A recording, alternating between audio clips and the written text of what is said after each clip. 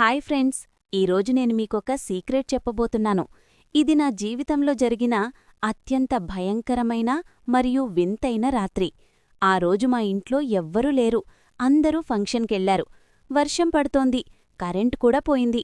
నా గదిలో నేనొక్కదాన్నే మెల్లగా క్యాండిల్ వెలిగించుకుని పడుకున్నాను. అప్పుడే కిటికీ దగ్గర ఏదో శబ్దం వచ్చింది.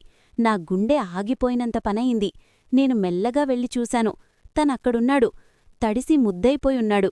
తనని చూడగానే నాలో తెలియని వణుకు. నువ్విక్కడికి ఎలా వచ్చావు అనడిగాను. తను ఏమీ సమాధానం చెప్పలేదు. తన కళ్ళు చాలా తీక్షణంగా ఉన్నాయి. నేను తనని లోపలికి రానిచ్చాను. తను నా బెడ్ మీదొచ్చి కూర్చున్నాడు. తను చాలా చల్లగా ఉన్నాడు. నేను తనకి వేడిగా ఏదైనా ఇవ్వాలని అనుకున్నాను. నేను తన దగ్గరికెళ్ళి కూర్చున్నాను. తను నా చేతులు పట్టుకున్నాడు. ఆ స్పర్శ తగలగానే నా ఒంట్లో కరెంటు పాసైనట్టనిపించింది. నేను వద్దంటున్నా తను నా మీద పడి నన్నిబ్బంది పెట్టడం మొదలుపెట్టాడు.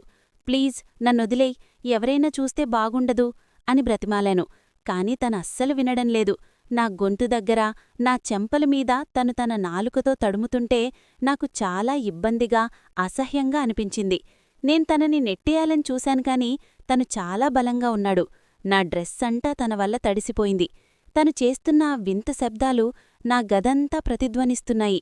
ఛీ, ఏంటిది అని కోపంగా అరిచాను. అప్పుడే కరెంటొచ్చింది.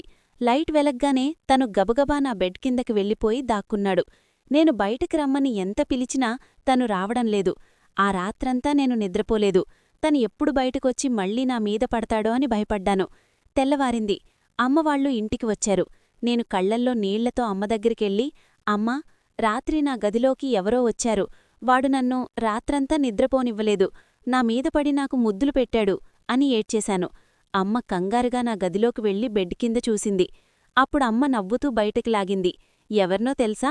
మా ఇంటి పక్కన ఉండే చిన్న కుక్కపిల్ల, పప్పి. వాడు వర్షానికి తడిసిపోయి కిటికీలోంచి నా గదిలోకి వచ్చాడు.